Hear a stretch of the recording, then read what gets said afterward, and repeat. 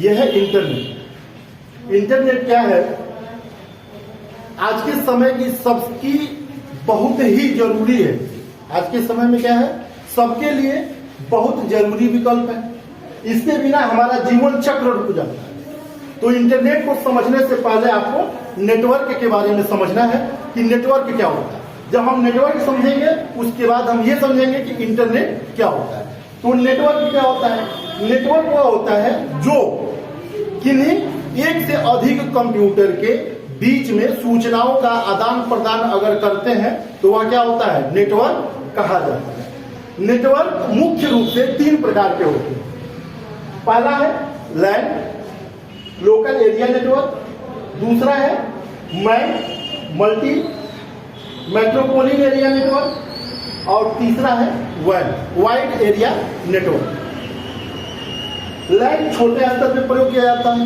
जैसे अगर आप ऐसे समझ लेते हैं कि किसी बिल्डिंग के अंदर उपस्थित सभी कंप्यूटरों को अगर किसी माध्यम से आपस में संचार कराया जाता है, यानी एक कंप्यूटर से दूसरे कंप्यूटर के बीच में डाटा इंफॉर्मेशन का आदान प्रदान किया जाता है, सूचनाओं का आदान प्रदान किया जाता है, वो हमारा लोकल एरिया नेटवर्क होता है।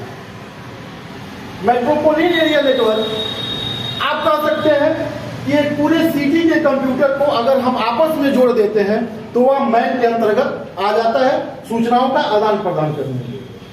वैन, वाइड एरिया नेटवर्क, विश्व के सभी कंप्यूटरों को अगर एक साथ किसी नेटवर्क के माध्यम से डाटा का आदान प्रदान करना शुरू करते हैं तो वाइड एरिया नेटवर्क के अंतर्गत आता है। इंटरनेट इसी का स्वरूप है जो विश्व के सभी कंप्यूटरों के सूचनाओं को आपके पास एक इंटरनेट के माध्यम से पहुंचाता है। यह हमारा इंटरनेट है।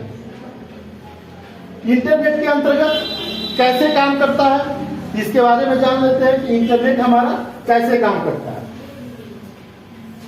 ये जो सर्किट पूरी बनी हुई है इसमें आपको 3 चीजें दिखाई देंगी। एक है पीसी, पर्सनल कंप्यूटर। दूसरा हमारा है मॉडम। और तीसरा आपका है internet to ISP, internet service provider. Internet service provider ये होते हैं जो इंटरनेट की सुविधा देते हैं, यानी कि नेट की सुविधा प्रोवाइड करने वाले आईएसपी होते हैं internet service provider. Internet service provider Jio हो सकता है, बीएसएनएल हो सकता है, एयरटेल हो सकता है। ये सभी कंपनियां जो इंटरनेट की सुविधा आप तक पहुंचाती हैं वह इंटरनेट सर्विस प्रोवाइडर कही जाती है। इंटरनेट पे जो भी लीज लाइन होती है, यानी कि जहां पे इंटरनेट को केबल के माध्यम से एक्सेस किया जाता है, वहां पे हमको मॉडम की जरूरत होती है। मॉडम की जरूरत होती है। मॉडम का काम क्या है?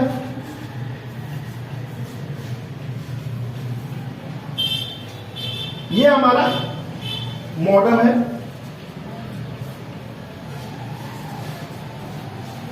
मॉडम का मुख्य रूप से जो वर्क होता है डाटा ट्रांसलेशन का, मॉड्यूलेशन का काम करता है। जैसे हमारा पर्सनल कंप्यूटर, ये हमारा एक डिजिटल कंप्यूटर होता है, यानी कि ये सिर्फ 0 और 1 को समझता है, जबकि इंटरनेट के फोन लाइन में बहने वाले जो सिग्नल होते हैं वह एनालॉग होते हैं। मॉडम इसके बीच में प्रयोग होता है, यानी इंटरनेट सर्विस प्रोवाइडर के द्वारा जो केबल कंप्यूटर तक इंटरनेट एक्सेस के लिए आता है उसमें जो भी सिग्नल्स होते हैं वह एनालॉग होते हैं। एनालॉग के माध्यम से जब मॉडम को दिया जाता है तो मॉडम उसको क्या करता है? कन्वर्ट करता है, जिसको मॉड्यूलेशन प्रक्रिया कहा जाता है। तो एनालॉग सिग्नल को यह डिजिटल सिग्नल में कन्वर्ट करके कंप्यूटर तक पहुंचा देता है, जिसे हम मॉड्यूलेशन कहते हैं। लेकिन जब इससे सूचनाओं को आउट करना होता है तो ये क्या करेगा? क्योंकि एक डिजिटल कंप्यूटर है तो सिग्नल भी ये क्या करता है? डिजिटल ही आउट करता है। अब इंटरनेट पे जो फोन लाइन होती है उसमें क्या है? एनालॉग सिग्नल है। तो फिर ये मॉडम जो होता है वह डीमॉड्यूलेशन का काम करना शुरू करता है, यानी कि डिजिटल सिग्नल को एनालॉग सिग्नल में बदलने का काम करता है। यानी कि हमारा मॉडम जो है, आप समझ गए होंगे अच्छे तरह से कि मॉडम का यूज क्या है और इसका क्यों प्रयोग किया जाता है। सीधे शब्दों में कह सकते हैं कि एनालॉग को डिजिटल में और डिजिटल सिग्नल को एनालॉग में बदलने का काम करता है। इंटरनेट को एक्सेस करने के लिए कुछ रिक्वायरमेंट होते हैं, और रिक्वायरमेंट क्या होते हैं? ये हम अगले में ये सर्किट के माध्यम से देख लेते हैं। अब इसके लिए हमको रिक्वायरमेंट किस चीज की होती है, यानी कि एक इंटरनेट को एक्सेस करना हो कंप्यूटर में तो सबसे पहले आईएसपी, इंटरनेट सर्विस प्रोवाइडर। जैसे कि मैंने अभी बताया इंटरनेट सर्विस प्रोवाइडर क्या होते हैं, वो होते हैं जो आपको इंटरनेट की सुविधा देते हैं। तीसरा होता है कनेक्शन। तो सबसे पहले आपको एक कनेक्शन की आवश्यकता होती है, जो कनेक्शन कौन देगा, इंटरनेट सर्विस प्रोवाइडर। ये कनेक्शन कई तरह के आते हैं, केबल में भी आता है और वाईफाई भी आता है। ये आपकी इच्छा के ऊपर डिपेंड करता है कि आप कौन सा कनेक्शन लेते हैं। कनेक्शन लाइन कौन सा यूज करते हैं, मॉडेम आपने देख ही लिया, मॉडेम का प्रयोग क्या होता है और क्यों किया जाता है। इसके बाद आपकी जरूरत पड़ेगी पीसी, पीसी मतलब पर्सनल कंप्यूटर। इसके बाद आपको जरूरत होगी ब्राउजर की। ये ब्राउजर क्या होते हैं, जब भी किसी संचार को, किसी भी सिग्नल को, किसी भी इंफॉर्मेशन जो सिग्नल के रूप में कंप्यूटर में आता है, अगर हम ब्राउजर के द्वारा, यानी कि जो भी इंटरनेट पे फाइलें उपस्थित होती हैं वह वेब फाइलें कही जाती है, यानी कि उनका जो फाइलों का फॉर्मेट होता है HTML के रूप में उपलब्ध होता है। HTML का मतलब hyper text markup language. HTML फाइलों को एक्सेस करने के लिए वेब ब्राउजर का प्रयोग किया जाता है। वेब ब्राउजर भी कई प्रकार के आते हैं, जैसे आपका इंटरनेट एक्सप्लोरर हो गया, मोजिला फायरफॉक्स हो गया, एप्पल सफारी आ गया। ऐसे मार्केट में बहुत सारे एप्लीकेशन अवेलेबल हैं जो आपके HTML फाइल को सपोर्ट करते हैं और उसके माध्यम से एक्सेस करके हम सूचनाओं को रीड कर सकते हैं, पढ़ सकते हैं। दूसरा है सर्च इंजन। सर्च इंजन भी अलग अलग कंपनियों का आता है। जैसे आप गूगल है तो गूगल पे गूगल क्रोमो जो है वो ब्राउजर है, लेकिन ब्राउजर पे जब गूगल को ओपन करते हैं तो वह एक सर्च इंजन है। तो सर्च इंजन पे जो कुछ भी हम डाटा को लिखते हैं वो तुरंत क्या करता है, दिखा देता है। यानी कि अगर हमको टाइगर देखना हो, जंगल देखना हो तो हम क्या लिखते हैं, उसको लिखते हैं। या किसी का फोटो देखना हो तो फोटो लिखते हैं, पिक्चर लिखते हैं, एनिमल्स लिखते हैं। तो ये सर्च इंजन का काम होता है जो सभी प्रकार की सूचनाओं को ढूंढ के आपको प्रदर्शित कर देता है।